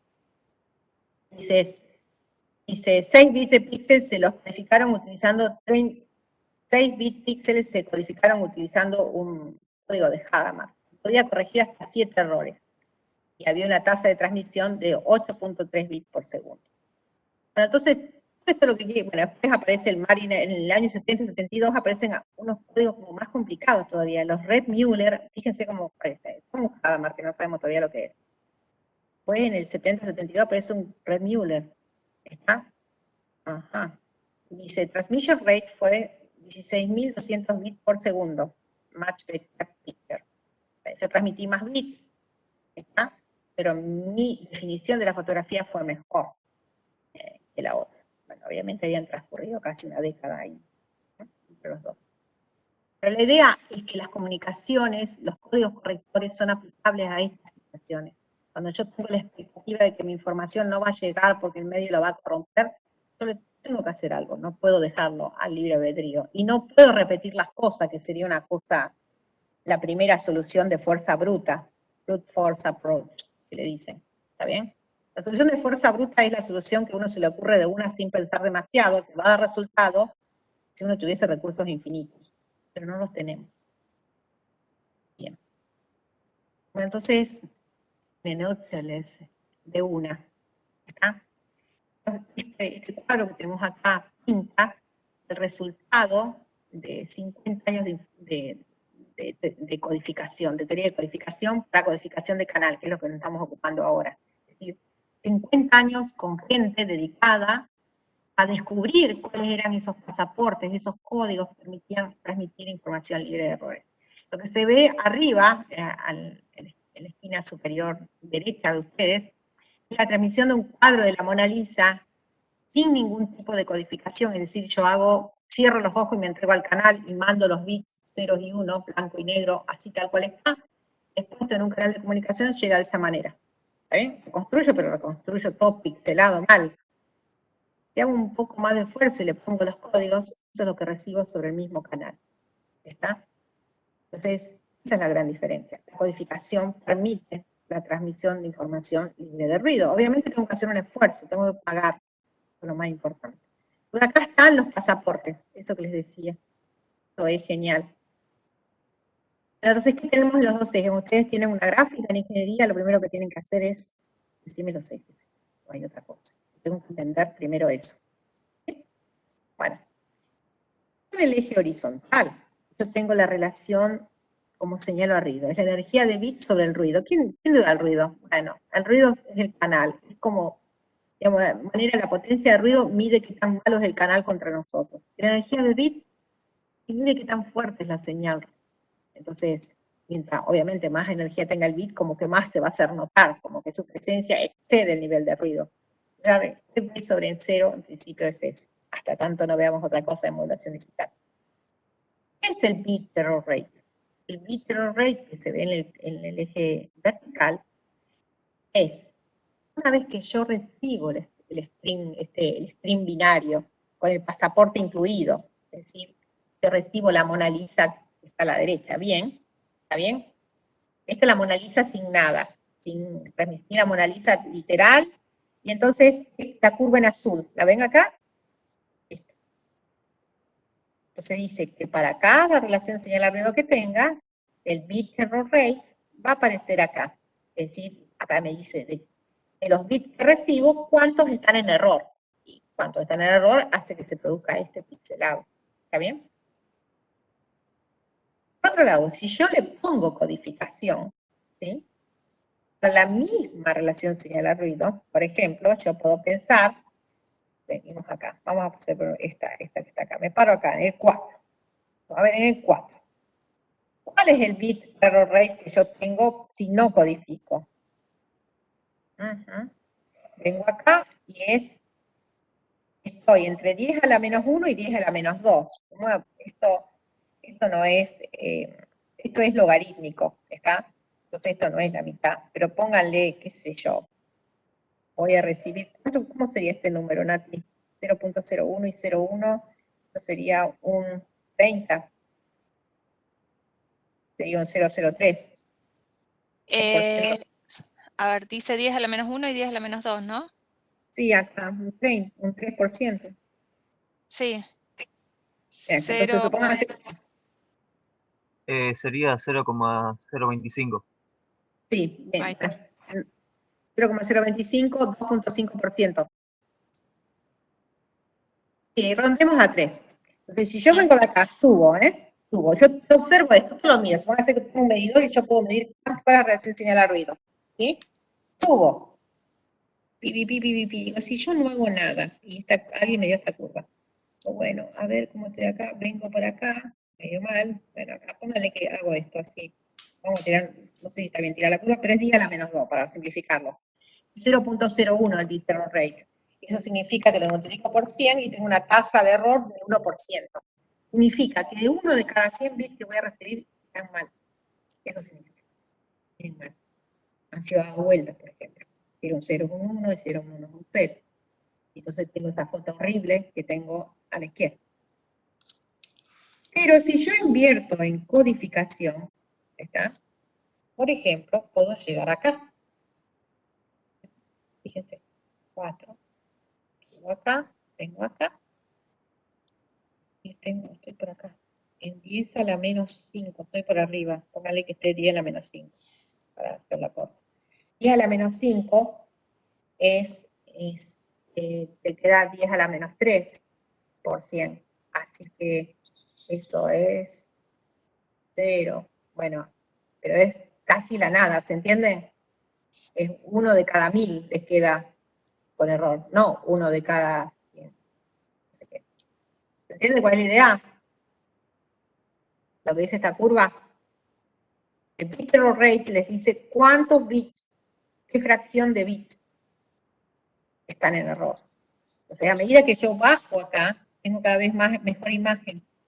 Es esto. Acá casi ninguno, fíjense, acá dice acá dice 1 de cada 10. Acá dice 1 de cada 100, 1 de cada 1000, 1 de cada 10.000, 1 de cada 100.000, 1 de cada millón. Bits.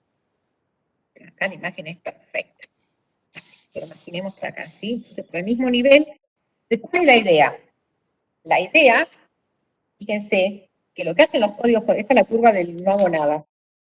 Acá está la curva de empiezo a hacer, empiezo a invertir. Como que cuando yo empiezo a invertir, estas curvas empiezan a correrse, se aplastan contra este eje. A menos que estas son curvas perfectas. Fíjense, si yo empleo un código convolucional como este, en rojo, el código de Viterbi, mi valor original era esto. Y acá bajé y descendí todo esto. Hay como 3 órdenes de mejora en cuanto a la calidad. Ajá. Y supónganse que yo digo, ay, no quiero convolucional. ¿Habrá algún otro? No sé, tengo este que está por acá, este no mejora tanto. Digamos, como que para un valor de relación señal-arriba hay una familia de códigos correctores que puede resolver esta cuestión. En general, a mí es ¿dónde me interesa trabajar? ¿Cuál es el mejor de los mundos? Donde el ingeniero va a ganar dinero, donde le van a pagar algo. Una relación hipotética de alta relación señal-ruido, ese no es problema, porque la señal de por sí es lo suficientemente potente para que el ruido no la moleste. Pero a medida que yo me acerco contra este eje, la relación señal-ruido disminuye y el efecto del ruido empieza a molestar demasiado. Por ejemplo, si yo estuviese en este valor, ya estoy casi plantada acá, fíjense, está peor, ¿no? Casi 1 de cada 10 bits está mal. Pero sin embargo, si yo a esto que tengo acá lo paso por un codificador como, qué sé yo, como este que está acá, tengo el otro de 1 de cada 10, acá es 1 de cada 10.000. Son todos estos que están acá, son códigos correctores de error que lo que hacen es bajar el nivel de error que observa un usuario respecto a la situación hipotética que le sucedería si no codificase. Esto es una familia, entonces nosotros vamos a estudiar que son todos estos, cómo construir estos códigos. ¿Está bien? Dice, not including short in DPC, que son los DPC, son los de Gallagher, los de ¿Está? Ahí está la creación de Qualcomm. Qualcomm dice, bueno, de lo que sabemos hacer, estos eran los inicios, cuando la gente, este es el inicio de Qualcomm, decidieron hacer una compañía que proveyese comunicaciones celulares, básicamente, es la creación de la comunicación celular, ¿está? Usando tecnología espacial. Esto sí, todos estos ingenieros eran expertos en comunicaciones espaciales, y bajaron esas ideas y las adaptaron a las comunicaciones celulares. Es decir, conocían el hardware, conocían todas las delicadezas de estos sistemas de comunicación. Eran sistemas de comunicaciones los que habían trabajado, que estaban muy, muy al límite. El nivel de señal era muy bajo. Habían trabajado en condiciones extremas, entonces en la Tierra lo sumo podía ser mejor, no podía ser peor. Efectivamente tuvieron razón. Qualcomm es una compañía súper hoy, ¿está? Así que es la que tiene todas las patentes de las comunicaciones inalámbricas, excepto de los códigos correctores de error usados para ese tipo de comunicaciones, excepto las de los códigos polares que están en el núcleo de las comunicaciones de quinta generación. Ahí se le escapó la tortuga, literal. ¿Está? Porque las comunicaciones de quinta generación, móviles, son posibles porque existe una generación de códigos llamados códigos polares, generó un científico turco que se educó en Estados Unidos, después se volvió a Turquía y en vez de vendérselo a los americanos, o los americanos preservarlo en Estados Unidos, a este investigador, se los vendió a los chinos, a Huawei. ¿Está? Por eso es que hoy Huawei es el que lidera las comunicaciones móviles de quinta generación. No es casual. Tienen el pasaporte. Esa es la historia. En un mundo en el cual los códigos polares son públicos. Todo el mundo los puede hacer, pero nadie los puede vender, excepto el que tiene la patente. Y el dueño de la patente es Huawei. No hay otro. Bueno, esto es simplemente para que recorran Qualcomm. Yo los invito a recorrer Qualcomm, no es que venda Qualcomm, sino que es a los ingenieros en comunicaciones, creo que es por ahí el sitio que mejor nos muestra hacia dónde vamos en comunicaciones. Está todo ahí. Y lo más importante es la línea de tiempo, desde que se arrancó hasta hoy. Entonces ya se ve ahí todo lo que sean las patentes originales de los códigos convolucionales metidos después en el método de emulación del CDMA, que también utiliza códigos. La idea del código está siempre dando vuelta. ¿Está? Y después un montón de patentes adicionales, hasta hoy, donde ya aparece todo el procesamiento de datos metidos, todo el procesamiento de datos inteligente, me refiero a inteligencia artificial, en los propios dispositivos, en el propio hardware. ¿Sí? Entonces, realmente ahí se ve una convergencia de todo lo que uno sabe, que es increíble. Así que los invito a mirarlos. ¿Sí? Uno se puede disfrutar realmente del sitio de Qualcomm porque está muy bien hecho, visualmente es muy atractivo, tiene muchos videos originales, así que para quien le interese realmente las comunicaciones, el sitio de Qualcomm es un placer. ¿Sí? Bueno, entonces esto es lo que les decía, siempre los contamos respecto a las peleas que hay desde 2017, hay una pelea cuando Apple y Samsung, ¿cuál es la historia? Samsung le paga a Qualcomm lo que corresponde por el uso de sus chips que incluyen la patente de los códigos correctores de error y el sistema CDMA. En cambio, Apple, ¿qué es lo que hace? Utiliza eso, dice que hace sus propios chips, pero utiliza básicamente la tecnología que tiene el núcleo Qualcomm y no le quiere pagar la patente. ¿Tá? Entonces hay un gran problema por ese tema, por el tema de patentes, que es dueño Qualcomm y que Apple no quería pagar. Es decir, lo que hacía Apple básicamente le decía a fulanito, haceme los chips, y ellos no pueden decir haceme los chips si no son dueños de la patente. ¿Tá? Es decir, cualquiera que utilice una tecnología que está patentada tiene que pagar por ese uso y comercialización, tiene que ir para un fee ahí. ¿Sí? Así que ese es el mundo de la tecnología. Bueno, entonces acá, ese simplemente era de los que hacen los chips que tienen ellos, y ahí se puede ver tranquilamente que los chips que hacen casi es el núcleo del teléfono, ¿tá? Tienen todo ahí, procesan multimedia, la cámara, el display, la navegación, todo en un chip. Y esto es lo que ellos venden en realidad, esta es la parte más importante. ¿Sí? La parte de conectividad, que finalmente de lo que estamos hablando. Bueno, esto es simplemente un recordatorio de por qué las comunicaciones son importantes, de dónde está metido. Las 5G quinta generación es alta frecuencia, muy alta frecuencia. ¿Sí? Usualmente este es la forma, el lugar donde nosotros estamos. Bueno, ahí tenemos donde están los canales, ¿sí? De televisión, Wi-Fi, Bluetooth, la televisión satelital en rango de frecuencia, y acá estamos en las frecuencias para quinta generación. Acá son una frecuencia muy alta. Y después tenemos ahí otros espectros que son todos licenciados, así que hay que pagar. ¿Sí? Después tenemos los no licenciados. También son interés para muchas aplicaciones. Pero entonces, acá sí como tres recomendaciones. ¿Sí? De Viterbi, que alguna vez le preguntaron qué cosas recomendaría él para el diseño de sistemas de comunicaciones. Una de las cosas que dijo que es aplicable a todo, por eso esto está puesto acá, que nunca hay que descartar información. Es decir, cuando ustedes toman información de un canal, levantan la información, puede llegar, especialmente en comunicaciones inalámbricas, llega la señal en mejor estado, digamos, la que ustedes reciben con más fuerte potencia, después llega toda una cosa por ahí de los otros lados, la señal rebotó.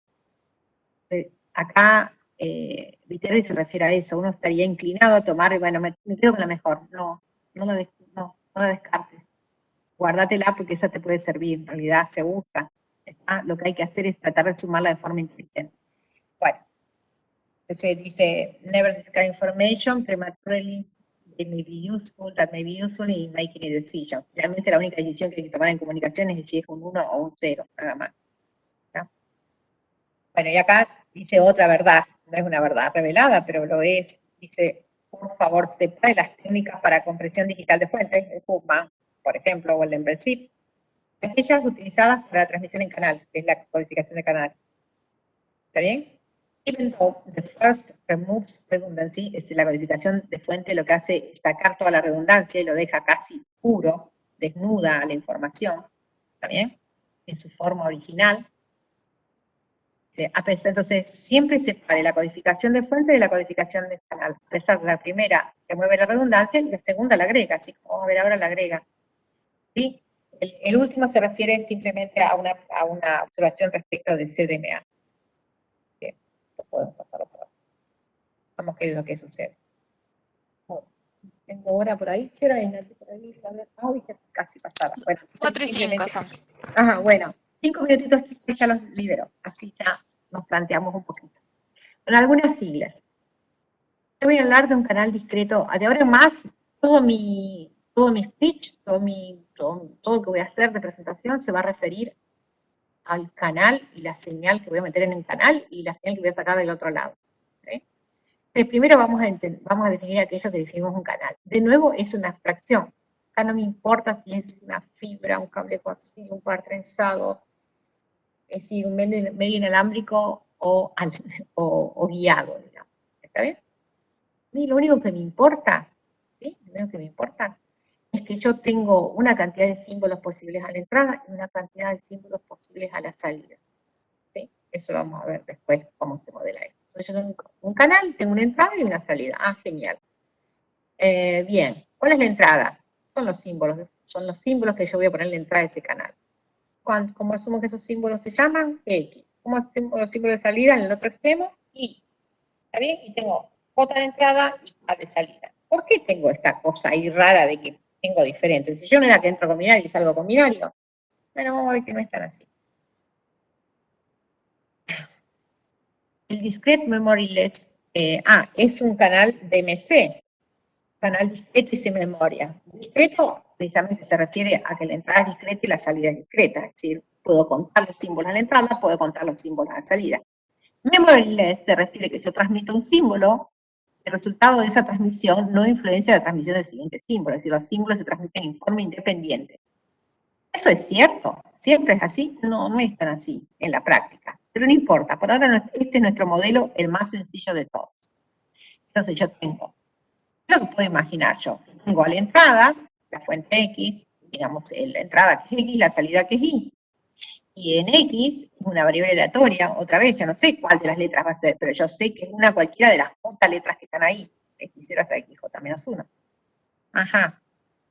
En la salida, por efecto del canal, idealmente, si no estuviese el canal, o el canal fuese totalmente plano, yo a la salida tendría que entregar lo mismo que la entrada. Este canal es malo, digamos. De alguna manera, lo que hace, el efecto que genera, algunas letras se convierten, por ejemplo, en este caso, hay una letra, la X0, ¿sí? Se convierte alternativamente, puede ser el I0, I1 o el IK-1, ¿está bien? Esa es más o menos la idea. Como que hay diversas combinaciones posibles. Entonces, ¿qué es lo que tengo? En general, un canal discreto y sin memoria se puede describir por un conjunto de probabilidades. ¿Cuál es la probabilidad? Que yo observe un determinado símbolo a la salida, dado que yo he transmitido un determinado símbolo a la entrada. Entonces, si yo tuviese esas probabilidades, directamente caracteriza el canal de forma completa. ¿Está? Porque los símbolos son independientes. Entonces, lo único que necesito es todas las probabilidades de que un símbolo, que yo tengo un símbolo a la salida, dado que transmití un símbolo a la entrada. Si un símbolo a la salida solamente puede provenir de algún símbolo a la entrada, bueno, eso lo va a reflejar en la matriz de probabilidades que vamos a definir acá. Bueno, esto es. Entonces, un canal discreto y sin memoria se describe a través de un modelo estadístico. Esto ya nos abstrae del medio físico del que estemos hablando. No me importa qué medio es, está trenzado, coaxial, fibra, no me importa. A mí lo único que me importa es qué pongo a la entrada y qué saco a la salida. Listo, nada más. ¿Está?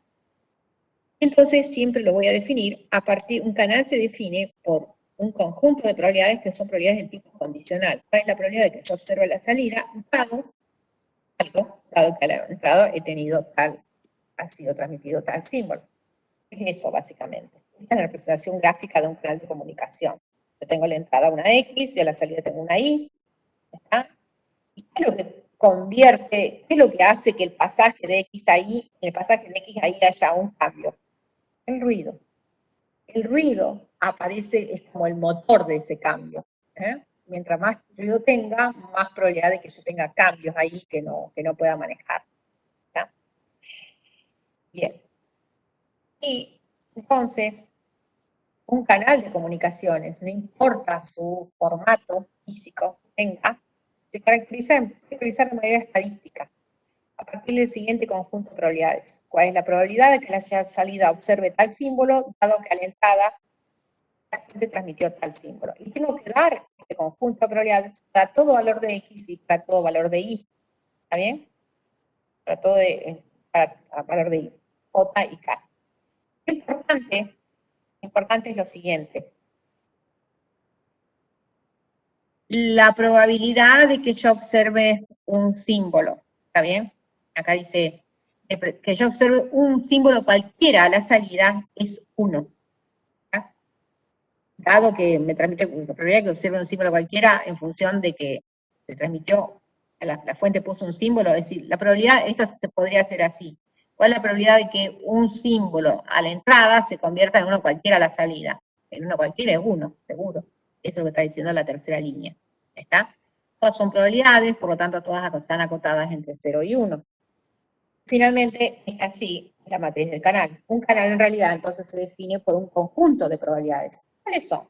Denominadas probabilidades de transición de canal. Las probabilidades de transición de canal básicamente dicen, para cada posible símbolo de la entrada, el input, ¿está? El X0, ¿cuál es la probabilidad de que ese símbolo de alguna manera se convierta en otro símbolo distinto a la salida? O dicho de otra manera, ¿cuál es la probabilidad de que yo observe a la salida este símbolo, dado que yo tenía este símbolo de entrada? Y observe cualquier variante de los mismos. Entonces esto es para el X0, cuando transmití X0. Esto cuando transmití X1. Esto cuando transmití cualquier símbolo. ¿Está bien? El último símbolo posible de fuente. Para canales binarios, cuando la entrada es 0, 1, esta matriz es una matriz de 2 por 2. ¿Está bien? Canales binarios es, a la entrada tengo un binario, a la salida tengo un binario. Listo, entonces, bueno, esto es simplemente recordar unas cuestiones de probabilidades. La probabilidad de observar un evento junto al otro, que es esto, ¿está bien? Se puede escribir, la probabilidad conjunta se puede escribir como la condicional, que es esta. Probabilidad dice K, dado esto, por la probabilidad de ese evento en cuestión, que es esto que está acá. Entonces la conjunta, digamos, lo que nosotros definimos como probabilidad de canal es esto. Y la conjunta es la probabilidad de observar simultáneamente tal cosa en la entrada y tal cosa en la salida, es la del canal, con la probabilidad a priori del símbolo en la entrada. Bueno, y esta es toda una parafernalia de probabilidades, pero finalmente, a lo que me refiero es que para la probabilidad del canal binario, el canal que yo voy a trabajar de acá en más, va a ser el denominado canal binario simétrico, en la cual yo tengo, ¿qué pasa cuando la entrada es el bit 0 y qué pasa cuando la entrada es bit 1? Esta es la probabilidad de que si yo transmití un 0, a la salida recibo un 0. Si el canal es muy poco ruidoso, esa probabilidad es cercana a 1. ¿Cuál es la probabilidad que yo recibo un 1 dado que transmití un 0? Ahí le erré, porque si yo recibo un 1 y yo había transmitido un 0, esta es la probabilidad de error. Y justamente esta es la probabilidad de no error. ¿Cuál es la probabilidad de que yo reciba un 0 dado que transmití un 1?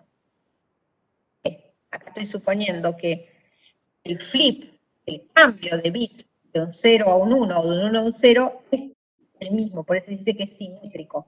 Como que la probabilidad de ese error, no importa si lo originó, si se da por un 0 o por un 1, en los dos casos es error. Eso se denomina canal binario porque todos los símbolos son binarios, pero simétrico, porque los errores no hacen referencia al origen del error, simplemente es un error. da lo mismo, un error del 0 al 1 que del 1 al 0. ¿Está? Bueno, entonces, esta es la matriz de probabilidad y lo único que me interesa para mí de ahora en más, en principio, un canal donde yo pongo un 3 binario de bits y altera los bits. Y yo puedo medir cuál es la frecuencia en que se alteran esos bits. Puedo asumir razonablemente que los bits, o sea, la alteración esa ocurre tanto para el 0 como para el 1 en igual proporción. Se puede modelar como un canal binario simétrico. Lo único que necesito saber es el valor de la probabilidad de error, cómo ese canal afecta a los bits. Es decir, necesito medir qué. ¿Y eso cómo se puede medir? Simplemente por observación de un número suficiente de bits y medir cuál es la probabilidad de que haya ocurrido ese cambio. ¿Está? Una vez que tengo eso, listo, tengo el canal. Entonces ahora tengo mi fuente toda comprimida y tengo mi canal, pero voy a ver cómo hacer para traspasar ese canal y que el efecto de esta P no se note al final. Esa es la idea. Bueno, gente, nos estamos viendo próxima clase. ¿Sí? En la próxima clase hacemos un avance de esto y nos dedicamos un poquito al principio para terminar. Estamos mañana. Y mañana la clase. Listo. Sí, mañana. Chicos, mañana terminamos con LEMPA-LZIP y nos Sí. dedicamos a sacar el primer código para que ustedes me crean que efectivamente yo puedo transmitir libre de errores, aunque haya todo el ruido en el canal, yo puedo sobrevivir el canal usando esta teoría de matemáticas. ¿Sí? Se tiene información. Listo, chicos, muchas gracias. Nos vemos. Hasta mañana. Hasta mañana.